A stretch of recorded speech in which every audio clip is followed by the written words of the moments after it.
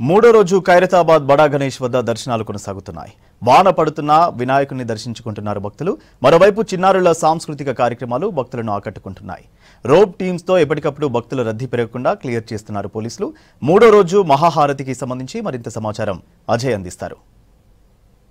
ఖైరతాబాద్ బడా గణనాథుని మూడవ రోజు పెద్ద సంఖ్యలో కూడా భక్తులు దర్శించుకున్నారు. ఈరోజు ఉదయం నుండి కూడా ప్రత్యేకమైన పూజలు నిర్వహించడంతో పాటు గణనాథుని దర్శించుకోవడానికి పెద్ద సంఖ్యలో భక్తులు ఇటు హైదరాబాద్ నగరమే కాదు ఇతర ప్రాంతాల నుండి కూడా భక్తులు వచ్చిన సిట్యువేషన్. సో ఒక విధంగా హైదరాబాద్ నగరంలో మధ్యాహ్నం తర్వాత వాతావరణం మారిపోయింది. చిరుజల్లులు కురుస్తున్నాయి, కొంతవరకు మోస్తారు వర్షం కురుస్తుంది. అయినప్పటికీ కూడా భక్తులు వర్షాన్ని సైతం లెక్క చేయకుండా ఖైరతాబాద్ బడా గణేష్ని దర్శించుకోవడానికి క్యూ లైన్లో ఉన్న సిట్యువేషన్ చాలా క్లియర్గా కనబడుతుంది. సో మొత్తానికి ఖైరతాబాద్ వినాయకుడు అంటేనే, వినాయక చవితి వచ్చింది అంటేనే అందరి చూపు హైదరాబాద్ పైన ఉంటుంది. హైదరాబాద్ పైన అందరి చూపు ఉంటే అందులోనూ ఖైరతాబాద్ గణేశుడు అనేది చాలా ప్రత్యేకంగా చెప్పుకోవాలి. సో పెద్ద సంఖ్యలో కూడా భక్తులు గణనాథుని దర్శించుకోవడానికి వస్తున్న సిట్యువేషన్ కనబడుతుంది. ఇక్కడ కమిటీకి సంబంధించిన నిర్వాహకులు కూడా పూర్తి స్థాయిలో ఏర్పాట్లు చేయడంతో పాటు ఎక్కడ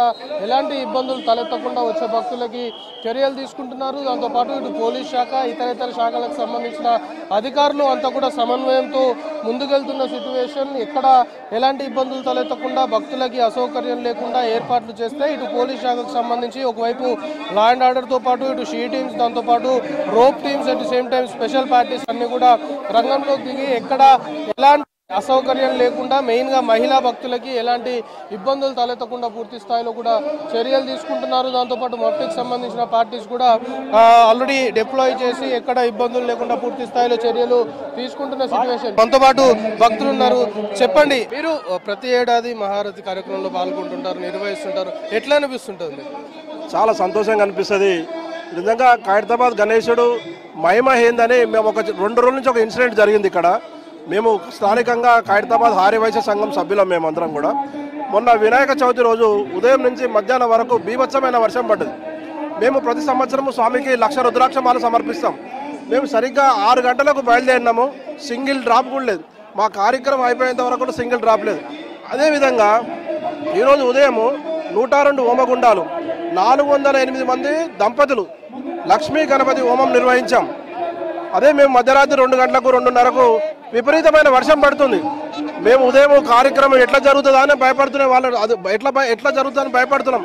ఇదే విషయంలో ఒక్క సింగిల్ డ్రాప్ వర్షం కూడా వల్లేదు. ప్రోగ్రామ్ అనేది నిజంగా స్వామి జరిపించుకుంటేమో అనిపించింది చూస్తుంటే కూడా.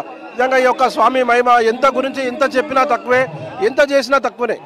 ఇది ఖైరతాబాద్ గణనాథుడికి అంటే రెగ్యులర్గా వచ్చే భక్తులు మనం చూస్తున్నాము. చాలా వరకు కొన్ని ఏళ్ల నుండి కూడా గణనాథుడిని దర్శించుకునేందుకు వస్తుంటారు. సో సేమ్ ఇప్పుడు కూడా ఈ మహారథి కార్యక్రమం కావచ్చు, వాటన్నిటిని చాలా ఘనంగా నిర్వహిస్తున్నాము. ఎప్పుడు బడా గణేష్ ఆశీర్వాదాలు ఉండాలి, ప్రజలందరూ కూడా సుఖశాంతులతో ఉండాలి అని కోరుకుంటున్నాము అని చెప్తున్నారు. సో పెద్ద సంఖ్యలో కూడా ఒకవైపు వర్షము, ఒకవైపు చిరుజల్లులు కురుస్తున్నాయి. దాంతోపాటు కొంతసేపు మోస్తారుగా వర్షం కురుస్తున్నప్పటికీ కూడా ఎక్కడా దాన్ని లెక్క చేయకుండా ప్రజలందరూ కూడా గణనాథుని దర్శించుకోవడానికి వస్తున్న సిచ్యువేషన్ మనం చూడవచ్చు. రోప్ టీమ్స్ మొత్తం కూడా ఎక్కడికక్కడ ప్రజలందరినీ కూడా, ఎందుకంటే ఒకే దగ్గర జామ్ అవడంతో రద్దీ పెరిగే అవకాశం ఉంటుంది కాబట్టి ఎక్కడ అలాంటి ఇబ్బంది తలెత్తకుండా వన్స్ ప్రజలు ఎవరైతే భక్తులు వచ్చి దర్శించుకుంటారో వాళ్ళని వెంటనే ముందుకు పంపించి వేస్తున్న సిచ్యువేషన్. ఎందుకంటే వెనకాల వచ్చే వాళ్ళకి ఎలాంటి ఇబ్బందులు లేకుండా ఉండాలి అంటే ఇలా కొంత ఫాస్ట్గా భక్తుల్ని ముందుకు కదిలిస్తేనే ఎలాంటి ఇబ్బందులు లేకుండా ఉంటాయని అధికారులు భావిస్తున్న క్రమంలో రోప్ టీమ్స్ కూడా ఎక్కడికక్కడ భక్తులందరినీ దర్శనము అనంతరము ముందుకు కదిలిస్తున్న సిచ్యువేషన్. సో మొత్తానికి మూడవ రోజు ఖైరతాబాద్ బడా గణేష్ వద్ద ప్రత్యేకమైన పూజలు నిర్వహించడంతో పాటు దర్శించుకోవడానికి పెద్ద సంఖ్యలో ఇటు హైదరాబాద్తో పాటు ఇతర ప్రాంతాల నుండి కూడా భక్తులు హాజరై ఖైరతాబాద్ బడా గణనాథుని మూడో రోజు దర్శించుకున్నారు. కెమెరా పర్సన్ మహేష్తో కలిసి అజయ్ V6 న్యూస్, హైదరాబాద్. కుకట్పల్లి రంగదాముని చెరువులో వినాయక నిమజ్జనాలు ప్రారంభమయ్యాయి. 3 రోజులు విశేష పూజలు అందుకున్న గణనాథులు గంగమ్మ ఒడికి తరలి వస్తున్నారు. ఇంట్లో గణేష్లకు పూజలు చేస్తున్న భక్తులు వినాయక ప్రతిమలను చెరువుల్లో నిమజ్జనం చేస్తున్నారు. ఇప్పటి వరకు 53 విగ్రహాలు నిమజ్జనమైనట్లు అధికారులు తెలిపారు. భక్తులకు ఎలాంటి ఇబ్బందులు తలెత్తకుండా ఏర్పాట్లు చేశామన్నారు అధికారులు.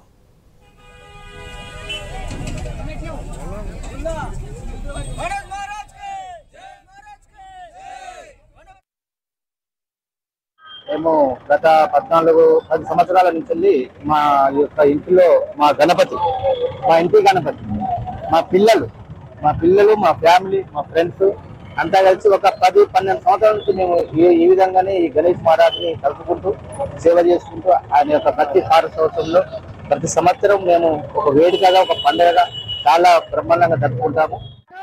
గణేష్ నిమజ్జనంకి ప్రతి సంవత్సరం వస్తాను. నేను కుక్కట్పల్లిలో ఉంటున్నాను. చాలా సంతోషంగా ఉంటుంది గణేశుడి నిమజ్జనం చూస్తుంటే. నేను కూడా గణేశుడి నిమజ్జనం చేస్తూ ఉంటాను. అందుకే నాకు చాలా ఇష్టం గణేశుడి నిమజ్జనం అంటే. అందుకనే నేను ప్రతి సంవత్సరము ఇలాంటివి చూడడానికి వస్తాను. మేము గణేష్ నిమజ్జనానికి వచ్చామండి. మేము టెక్ మహీంద్రా ఎంప్లాయీస్ అండి, హెచ్ఆర్ గ్రూప్ నుంచి. లాస్ట్ 5-6 ఇయర్స్ నుంచి వస్తున్నాము. ఈ చెరువు డెవలప్మెంట్ చేసిన కాడ నుంచి ఇక్కడే వస్తున్నాము. అంతకుముందు వేరే సైడ్ వెళ్తుండే, కానీ డెవలప్మెంట్ చేసిన తర్వాత చాలా బాగుంది. ట్రైన్స్ అయ్యింది పెట్టారు, లైటింగ్ చాలా స్పేస్ ఉంది. వేయడానికి కూడా పోలీస్ వాళ్ళు కూడా చాలా సహకరిస్తున్నారు, వేయడానికి కార్ పార్కింగ్ కానీ అది కానీ. సరూర్ నగర్ చెరువులో వినాయక నిమజ్జనాలు మొదలయ్యాయి. గణేష్లను నిలబెట్టి 3వ రోజు కావడంతో నిమజ్జనాలు చేస్తున్నారు ప్రజలు. మినీ ట్యాంక్ బండ్లో ఏర్పాట్లు చేశారు అధికారులు. 3 క్రేన్లతో వినాయకులను నిమజ్జనం చేస్తున్నారు. సీసీ కెమెరాలతో నిఘా, భద్రత ఏర్పాట్లు చేశారు అధికారులు. నిమజ్జనం రోజు ఫైనల్ రోజు 500 వరకు హోంగార్డ్ నుంచి సీనియర్ ఆఫీసర్స్ వరకు ఈ బందోబస్తులో నిమగ్నమై ఉంటారు. ప్రజలకు ఎలాంటి అసౌకర్యం కలగకుండా, వాహనదారులకు ఎలాంటి అసౌకర్యం కలగకుండా 1 వే చేయడం జరిగింది. శంకేశ్వర బజారు వైపు నుండి ఇక్కడికి నిమజ్జనానికి వెహికల్స్ రావడం జరుగుతుంది. ఇక్కడ నుంచి ఇటు post office side, Karmanghat side vehicles పోయే విధంగా ఏర్పాట్లు చేయడం జరిగింది. ఇక్కడ బందోబస్తు కూడా 3 షిఫ్ట్ల ప్రకారం ఏర్పాటు చేయడం జరిగింది. అంటే పటిష్టమైన బందోబస్తు ఏర్పాటు చేయడం జరుగుతుంది. ఇప్పుడు లాస్ట్ ఇయర్ 4200 వినాయక విగ్రహాలని సరూర్ నగర్ చెరువులో నిమజ్జనం చేయడం జరిగింది. ఈసారి సుమారుగా 5000 పైన విగ్రహాలు రావచ్చని అంచనా వేస్తున్నాము. ఇప్పటి వరకు సుమారు ఈ రోజు 3వ రోజు 40 విగ్రహాల వరకు నిమజ్జనము చేయడం జరిగింది. అదేవిధంగా విగ్రహాలని ఎప్పటికప్పుడు అది డీసిల్ట్ చేసే విధంగా నిరంతరం క్లెడ్జింగ్ పనులు కూడా సేవ్ ఎన్విరాన్మెంట్ పేరుతో మట్టి గణపతి విగ్రహాన్ని ఏర్పాటు చేసింది తెలంగాణ ఆగ్రోస్. నాంపల్లిలోని ఆగ్రోస్ హెడ్ ఆఫీస్లో పర్యావరణాన్ని కాపాడేందుకు మట్టి విగ్రహం పెట్టారు. సహజ సిద్ధంగా దొరికే పూలతో ఆకర్షణీయంగా గణపతి విగ్రహాన్ని అలంకరించారు. గతేడాది మిల్లెట్స్ గణపతి ఏర్పాటు చేయగా ఈసారి సేవ్ ఎన్విరాన్మెంట్ పేరుతో మట్టి గణపతిని పూజిస్తున్నారు తెలంగాణ ఆగ్రోస్. లాస్ట్ టైము తెలంగాణ ఆగ్రోస్లో మనము మిల్లెట్స్తోని ఒక 5 రకాల మిల్లెట్స్తోనే వినాయకుని చేశాము. తర్వాత ఏదో ఒక ముఖ్య ఉద్దేశంతో మనం అందరికి ఇవ్వాలనే ఉద్దేశంతో ఈసారి ఏంటంటే ప్లాస్టర్ ఆఫ్ ప్యారిస్ కాకుండా చిన్న ఆఫీస్లో కానీ మన ఇండ్లలో కానీ ఒక 3 feet 4 feet వరకు వినాయకుళ్ళు మట్టి వినాయకుని చేసుకుని ఈ రకంగా మనము ఇంట్లోనే మనకున్న సదుపాయంతో మనము డెకరేషన్ చేసుకుంటే ప్లాస్టర్ ఆఫ్ ప్యారిస్ కంటే కూడా మంచి లుక్ వచ్చే వినాయకులు తయారైతాయని ఒక చిన్న సంకల్పంతో ఒక మెసేజ్ ఇద్దామనే ఉద్దేశంతో మనం ఈ కార్యక్రమం చేశాము. ఇది మొత్తం కూడా మన ఆఫీస్లోనే మనం ఇక్కడ చిన్న బీడ్స్ లాంటివి, మన కుందన్స్ లాంటివి తెచ్చి మన ఆఫీస్లోనే తయారు చేశాము ఈ విగ్రహాన్ని. ఈ విగ్రహం చేసి ఏంటంటే మన ఆగ్రోస్లో ప్రతిసారి ఒక డిఫరెంట్గా చేసి ఒక మెసేజ్ ఇస్తున్నాము. ఈసారి ఏంటంటే ఈ మట్టి వినాయకునితో పూజ చేస్తే మనకు మంచిది. తద్వారా ఏంటంటే ఇలాంటి వినాయకుల్ని ఇంకొంచెం మనము బెటర్గా చేసుకోవడానికి ఈ రకంగా మనం డెకరేషన్ చేసుకుంటే మనకి మంచి ఒక వినాయకుడు ఒక అందంగా ఒక తేజవంతంగా ఉంటాడని ఉద్దేశంతో అందరికీ ఒక మెసేజ్ ఇవ్వాలని మా స్టాఫ్ అందరూ కూడా లేడీస్ అందరూ కలిసి ఈ యొక్క చేశాము. ప్రతిసారి ఒక వినూత్నమైన ఆలోచనతో చేసే విషయంలో ఈసారి ఇలా మేము మట్టి వినాయకుడిని ఒక 2.5 feet తెచ్చి తర్వాత ఈ రకంగా ఒక చాలా జాగ్రత్తగా ప్రతి ఒక్క దాన్ని నీట్గా చేసి మేము వినాయకుని పూజిస్తున్నాము. అదేవిధంగా అందరికీ ఒక చిన్న విన్నపం ఏంటంటే మ్యాక్సిమం 100% కాకపోయినా మ్యాక్సిమం వరకు ప్లాస్టర్ ఆఫ్ ప్యారిస్ తగ్గిద్దాం, ఎన్వైరన్మెంట్ని సేవ్ చేద్దాం, ఈ రకంగా మట్టి వినాయకుని ప్రోత్సహిద్దాం అనే ఉద్దేశంతో చిన్న ఒక మెసేజ్.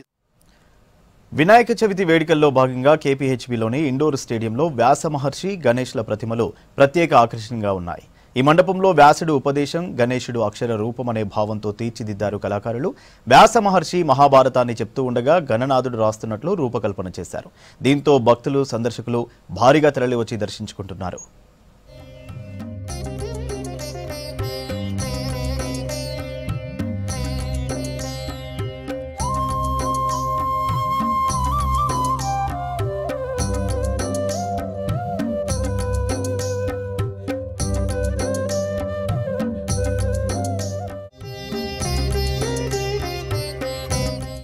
కురుస్తున్న భారీ వర్షాలకు హిమాయత్ సాగర్, ఉస్మాన్ సాగర్ ప్రాజెక్టులు నిండుకుండలా మారాయి. వరద పెరగడంతో ఉస్మాన్ సాగర్ ప్రాజెక్టులో 8 గేట్లు 5 ఫీట్లు ఎత్తి దిగువకు వరద నీరు విడుదల చేస్తున్నారు అధికారులు. Narsingi ORR service road, Manchirevula బ్రిడ్జిపై నుంచి వరద నీరు ప్రవహిస్తోంది. వాహనాల రాకపోకలు నిలిచిపోయాయంటున్న ఉస్మాన్ సాగర్ డీజీఎం నరహరితో రాంప్రసాద్ ఫేస్ టు ఫేస్. బంగాళాఖాతంలో అల్పపీడనం కారణంగా గత 2 రోజులుగా అయితే తెలంగాణ రాష్ట్ర వ్యాప్తంగా విస్తారంగా వర్షాలు కురుస్తున్నాయి. ఇదే క్రమంలో హైదరాబాద్లో పరిసర ప్రాంతాల్లో కురుస్తున్నటువంటి వర్షాల కారణంగా అయితే హైదరాబాద్లో ఉన్నటువంటి జంట జలాశయాలు నిండుకుండలా మారాయి. మనం ప్రస్తుతం హైదరాబాద్లో ఉన్నటువంటి ఉస్మాన్ సాగర్ రిజర్వాయర్ వద్ద అయితే ఉన్నాం. ఒకసారి గమనించవచ్చు, గత 2 రోజులుగా ఇటు హైదరాబాద్ పై ప్రాంతాలైనటువంటి వికారాబాద్, చేవెళ్ళ, శంకర్పల్లి తదితర ప్రాంతాల్లో కురుస్తున్నటువంటి భారీ వర్షాలకైతే ఇటు ఉస్మాన్ సాగర్కు కొంత వరద ప్రభావం అనేది చాలా ఎక్కువగా ఉంది. ఈ క్రమంలోనే ఇటు ఉస్మాన్ సాగర్లోకి ఇన్ఫ్లో ఆధారంగా అయితే అవుట్ఫ్లోను కూడా అధికారులు కింది ప్రాంతానికి అయితే విడుదల చేసినటువంటి పరిస్థితి ఉంది. ముఖ్యంగా మనం చూస్తే ఈ యొక్క ఉస్మాన్ సాగర్ మొత్తానికి కూడా ఇటు వికారాబాద్ అడవుల్లో ప్రారంభమైనటువంటి ఈ యొక్క వరద నీరు అయితే క్రమక్రమంగా ఇటు శంకర్పల్లి, అదేవిధంగా వికారాబాద్, చేవెళ్ళ తదితర ప్రాంతాల నుంచి అయితే ఇటు ఉస్మాన్ సాగర్లోకి చేరుకుంటుంది.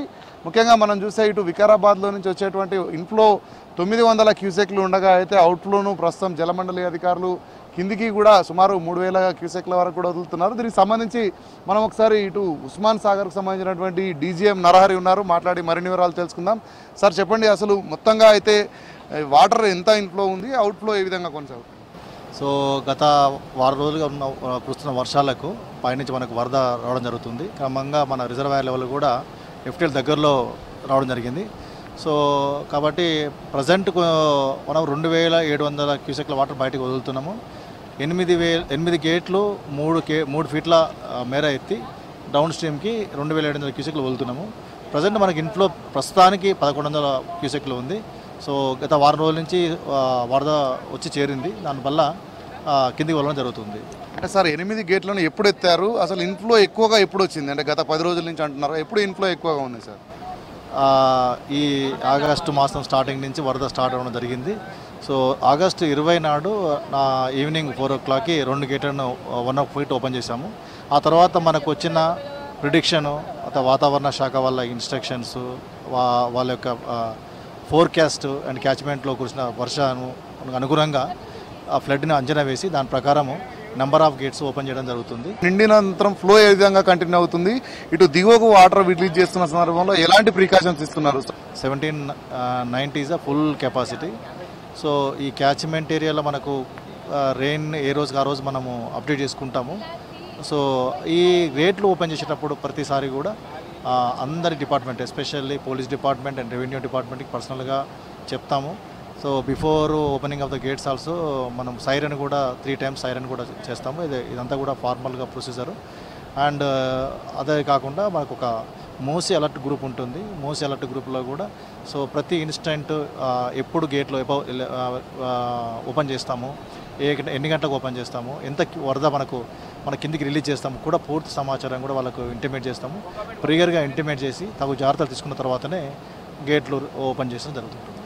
సార్, ఈ ఉస్మాన్ సాగర్ గేట్లు ఎత్తడం వల్ల ఇటు కింది ప్రాంతాలలో కొంత రోడ్డు అన్ని కూడా బ్లాక్ అయిపోయిన పరిస్థితి, నార్సింగి, మంచిరేవులా కానీ, అదేవిధంగా ఇటు సర్వీసు ORR సంబంధించినటువంటి రోడ్లు కానీ. సో ఈ పరిస్థితి అంతా ఎప్పటి వరకు అందుబాటులో, అంటే ఇవంతా ఎప్పటివరకు క్లియర్ అయ్యే అవకాశం ఉంది సార్?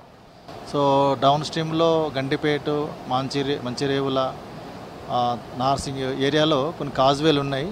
ఈ వరద బట్టి అంటే దాని యొక్క కెపాసిటీ బట్టి కొన్ని బంద్ చేస్తూ ఉంటారు. సో మనం పోలీస్ డిపార్ట్మెంట్లకు ముందే ఇన్ఫర్మేషన్ ఇస్తాము. సో ఎన్ని క్యూసెక్లు వస్తే ఏ దానికి వాటర్ వస్తుందో పోలీస్ వాళ్ళు చూసుకొని వాళ్ళు అది క్లోజ్ చేసి మిగిలినవన్నీ అలౌ చేస్తారు. మళ్ళీ ఎప్పుడైతే వరద తగ్గుతుందో తిరిగి వాటిని రీఓపెన్ చేసి కంటిన్యూ చేస్తుంటారు. సో ఇంకా రెయిన్ సీజన్ ఇది మనం ఇంకా ఆగస్టు ఎండింగే కాబట్టి సెప్టెంబర్, అక్టోబర్లో కూడా వర్షాలు రావడానికి ఛాన్సెస్ ఉంది. సో దాని అనుగుణంగా మనము రిజర్వాయర్లో వాటర్ ఉంచడము, సో డిసిషన్ తీసుకోవడము, మనకి ఎంత వాటర్ వస్తుంది, ఏ విధంగా అన్ని డిపార్ట్మెంట్తో సమన్వయం కోఆర్డినేషన్ చేసుకునే మనం వాటర్ రిలీజ్ చేస్తడం జరుగుతుంటుంది. ఎలాంటి సమస్యలు లేకుండా గత 5 సంవత్సరాలుగా మనము ప్రాక్టీస్గా ఉంది, వదులుతూనే ఉన్నాం గేట్లు. ఎలాంటి ఇబ్బంది అయితే తలెత్తలేదు ఇప్పటివరకు. పూర్తి సమాచారం ఇచ్చిన తర్వాతనే మనము ఫ్లడ్ వదలడం జరుగుతుంది. సార్, మనం మొత్తంగా ఉస్మాన్ సాగర్ సంబంధించిన ఇన్ అండ్ అవుట్ ఫ్లోను ఎన్ని గంటలకు ఒకసారి అబ్జర్వేషన్ ప్రకారం దీన్ని లెక్కిస్తారు? ఏ విధంగా వాటర్ ఫ్లో ఉంటుంది సార్? ఎవ్రీ 1 hour మనము మూసీ అలర్ట్ గ్రూప్లో కన్సర్న్ డిపార్ట్మెంట్స్ ఫ్రమ్ గంటిపేట నుంచి సూర్యాపేట వరకు ఉన్న అందరూ అఫీషియల్స్ కూడా గ్రూప్లో యాడ్ అయి ఉన్నారు. అన్ని డిపార్ట్మెంట్ వాళ్ళు, ట్రాఫిక్ అనండి, police department, revenue, MRDCL, HMDA, GHMC, irrigation, అన్ని డిపార్ట్మెంట్లు ఉన్నారు. సో అందరికి మనము ఇంటిమేషన్ వెళ్తూ ఉంటుంది. సో ఎవ్రీ 1 hour మనము మెసేజ్ పెడతా ఉంటాము, ఎంత ఇన్ఫ్లో ఉంది, ఎంత అవుట్ఫ్లో ఉంది.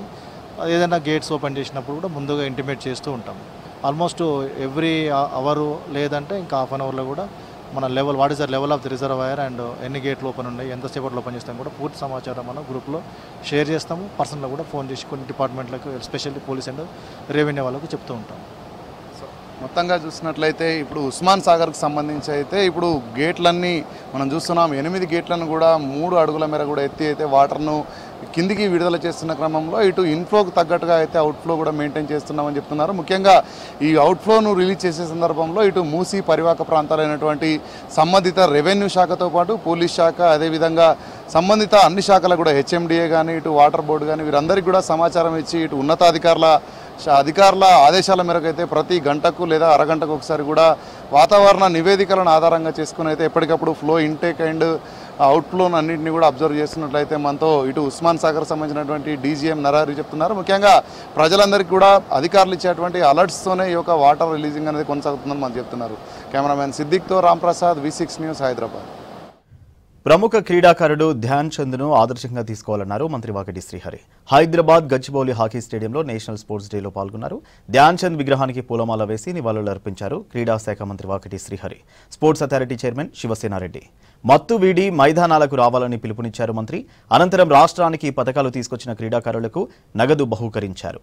సీఎం రేవంత్ రెడ్డి క్రీడాకారులకు గుర్తింపు ఇస్తున్నారని, యువత క్రీడలపై ఆసక్తి కనబర్చాలని సూచించారు అథ్లెట్స్ నందిని, దీప్తి జీవాన్జీ.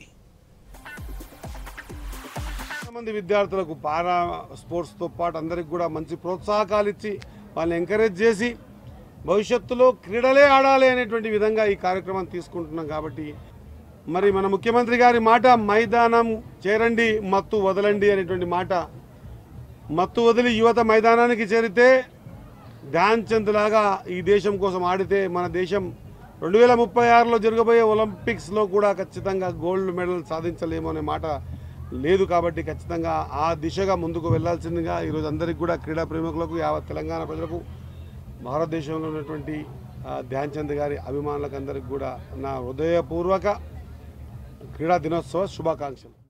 దాదాపు ఎప్పుడూ లేని విధంగా 57 ఏళ్ల తర్వాత సంతోష్ ట్రోఫీని తెలంగాణకు తీసుకొని రావడం జరిగింది. ఎన్నో ఫీఫా ఈరోజు అకాడమీని తెలంగాణకు తీసుకొని రావడం జరిగింది. ఒక్క సంవత్సరంలో ఎన్నో విజయాలు సాధించడం జరిగింది.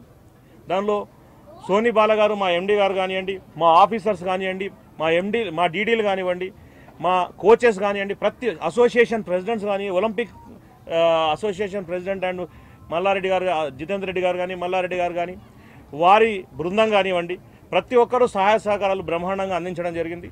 దాంతోపాటు రాబోయే రోజుల్లో కూడా ఒక్క సంవత్సరంలో ఇంత విజయాలు సాధించడానికి దీనికి కావాల్సినటువంటి సహకారం చేసినటువంటి అందరికీ, ప్రతి ఒక్కరికి పేరు పేరున నమస్కారాలు తెలియజేసుకుంటూ, ఆఫ్టర్ సో మెనీ ఇయర్స్ మన తెలంగాణ ఆ స్పోర్ట్స్ డే ఇంత ఘనంగా ఇంత బాగా సెలబ్రేట్ చేస్తుండడం, ఇట్స్ ఎ వెరీ మనకి వీఆర్ లక్కీ.